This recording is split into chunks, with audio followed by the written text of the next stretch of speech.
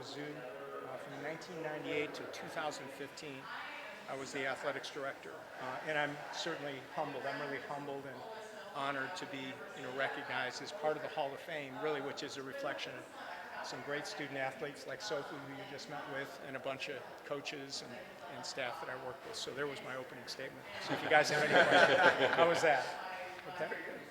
Mike, just what does this honor mean to you? Well, it's hard to describe. I mean, it's really humbling because I think it's a culmination from a kind of a career standpoint as well. But I think more collectively, and I said this a moment ago, it's really a reflection of some amazing student athletes, some great coaches, a bunch of great staff and faculty that I worked with at Mizzou. And so while I'm going to be able to receive an honor here this evening, it's really an indication and it's an honor for all those other people that I work with. So I'm really humbled by it and certainly appreciative.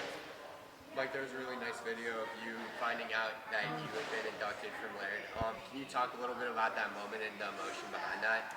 Yeah, thank you for asking that, because Dave Matter's right over here, and so I'll pick on Dave for a minute. So he reaches out to me, and he said, "Hey, Mike, we want you to come in and do a Q&A with Laird on conference realignment, NIL, rev share, all that stuff."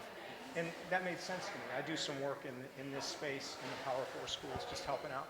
So I thought, okay, no problem. And I dressed appropriately. I had a whole list of questions that Dave had for me. I studied up, and when I got in Laird's office and we were getting ready to start, he took the script and threw it away. So it was pretty surprising. They really caught me off guard. And then, my wife Rocky was able to come by, and some other folks. So it was a big surprise, and once it was pretty emotional for me. If you watch the video, you saw I got a little emotional. Yes. Yeah. I guess looking back, what do you think has been the biggest impact that you personally want from the program? There's so many things that we were able to accomplish, and those that we didn't accomplish, right? Successes and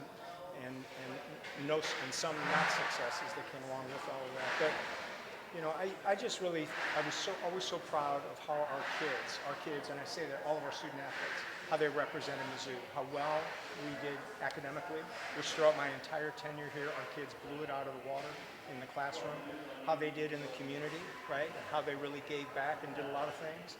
And then certainly how they competed at a really, really high level. I think as I look at that and I think about our student athletes that took away from here the fact that, we're all about academic integrity, we're all about trying to do the right thing in the community, and we're all about being competitors in whatever it is that we pursue. To me, I think that was the biggest takeaway that I had from the 17 years I was here.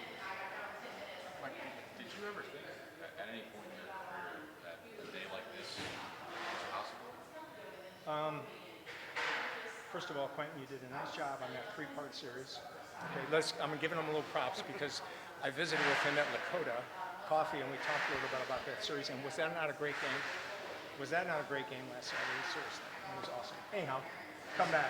Could I have imagined? Yeah, they like today. No, because I don't think whenever I got into college athletics, first as a student athlete and then as a coach and as administrator, I thought that there was an end game that would say, and then someday you're going to get recognized in a Hall of Fame of a great school like the University of Missouri. I never even thought about that kind of stuff. And then once you retire, and I retired 10 years ago, right? So once you retire, you kind of move into other directions and doing other things that, I know we talked about that, other stuff that I do. And then when I got that call from Laird about that, or Dave initially, and then about Laird, it really was something that just kind of hit me in a very special way. But I hadn't been prepared for that. So it was something that came along that really was a gift. It wasn't something that was ever expected. I saw it as a blessing and as a gift. And what did it mean for all of your Missouri roots, or your Missouri roots, Yeah. I would say? Yeah. What did it mean to know that you left an impact in a place where previous Aldens have done the same in other places around the state? Thanks, Quentin. And I'll tell all you guys is we have a lot of connections in the state of Missouri. And the reason I say Missouri is my grandmother, Mary Ann Nippmeyer, was from Higginsville, Missouri. And so when I was a little kid, all she ever said, she never said Missouri, it was always Missouri. So I kind of figured, okay, it's Missouri. But between her and her brothers and sisters, and then my father who had a farm in Callaway County, my stepmom that lives out there, My cousin Todd, that was a retired pipe fitter. He's from here. My cousin Becky that went to Hickman High School. My uncle Jack, who was the mechanical contractor on the Hearn Center. All that kind of stuff. I think the specialness of knowing that I have the opportunity to be one of those people that had an impact on Mizzou, just like my cousin Todd did when he was putting all the plumbing in this building, or my Uncle Jack was, or my grandmother was, or all those other kind of things. I think it's really special. And I would hope that the rest of our family would feel it's a collective honor for us as a family to be associated with Mizzou. Like you ushered in, got this team through, this program through, Big 12 days, ushered this school to the SEC. What would you say looking back over your career? What would you say is the most real special high points for you? Oh, wow, there's so many high points. That's a great question, but at the same time, it would be really difficult to me to be able to respond to what were those high points. There were so many of those, right? Whether they were big victories, or whether it had to do with opening up great facilities, or all these different types of things. But I would say, I really would think, and I think all of you may agree with this, I think that transition from the Big 12 Conference to the SEC for our university, not for Tiger Athletics, right? For our university and for the state of Missouri, that's a transformational deal. And I think that for me to be just a part of that, to be able to see how can we be able to transition from this to something that's this, which is much bigger and much broader and creates a different impact for an institution in the state, I think that's pretty special. And so if you look back on all the things that we were able to accomplish as a group and our kids, I think one of the biggest things that we would accomplish, which will have long time, decades-long impact on the institution of the state, is our transition to the SEC. And man, I was so fortunate to be part of that. And when you look at that, now what Mizzou is doing now, and now something that recently, and knowing that you were a part of that, just how special is that? Oh, it's really special. I think about that all the time. When SEC Nation was here last week, and you all may have been on the South Quad for that. I don't know, or the Carnahan Quad. I mean, that was amazing, right? So we're looking at that, and then you got Paul Feinbaum saying, "Hey, this is the biggest crowd we've had at any of these SEC Nation things before."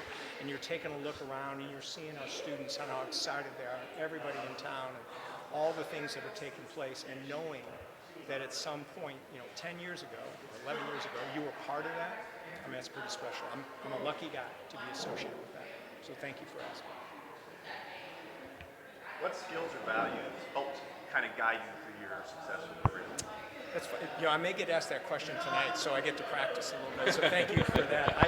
I think the skills and the values for me really come from my dad, probably, and my mom, and my brother John, and my brother Pat, and a few other people. But I think, first of all, I think the one thing I really learned was that mutual respect for everybody. My dad was a construction worker, his whole life. He never finished high school.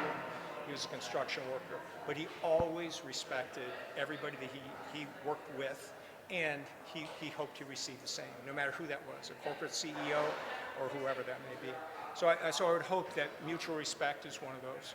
I think having compassion, loving compassion. I think being tolerant. I think that's something that's helped. I think forgiveness of yourself and for other people. I think that was something that really helped me along the way. I think hard work. I mean, I love to work. So I love to work. So I think hard work was something. And then I think at the end of all of that, it's just to be able to show some kind of servant role, right? I always tried to model myself as a servant leader, and recognizing that the least of us is the strongest of us, and my role is to be able to serve other people. I think those would be the skills. But thank you, because I'm going to get asked that question tonight. Did I do okay? Yeah, you did. Okay. All right. How about some other questions? Think we got it? I've got one more. I'm so sorry. You've mentored some now AD, including Laird Beach. Talk to me about working with him, and then what's one thing you really tried to pass on as a mentor? Well, if you're around later tonight, there's several people that worked with us that are going to be here this evening that are in the same role that Laird is. And, there's 15 Lairds, currently right now around the country, and others that maybe they aren't ADs, right? So I think what we try to pass along to those, and from a mentorship standpoint, is the reality of that is, so somebody somewhere along the way, some people, not just buddies, some people, they poured into Mike Alden. I don't know who it was, right? Could it be my dad? Could be a teacher? Could be a coworker? It could be whoever. There were people that poured into me and helped to make me feel comfortable being uncomfortable, right? Which is really important to be able to learn and how to do that. And so doing that and trying to put people in those positions to be comfortable with being uncomfortable, to making sure that they're pouring into others like they've poured into you, that's reflective of, frankly, of Laird Beach. So if you spend time with Laird Beach, which all of you have, and you'll spend more time with him throughout his long tenure, I predict long tenure at Mizzou, you're going to find out that there's a person that a ton of people have poured into him, and he is pouring into a ton of people. And I think when you do that, and you have that kind of mindset, the ripple effect of that, can be evident. And for us, we've been very fortunate. We have a ton of people that are Mizzou made, as we would say, that are doing stuff in great places all over this country. So it's pretty cool in Thank you, athletics. Mike. Thank you. We're good?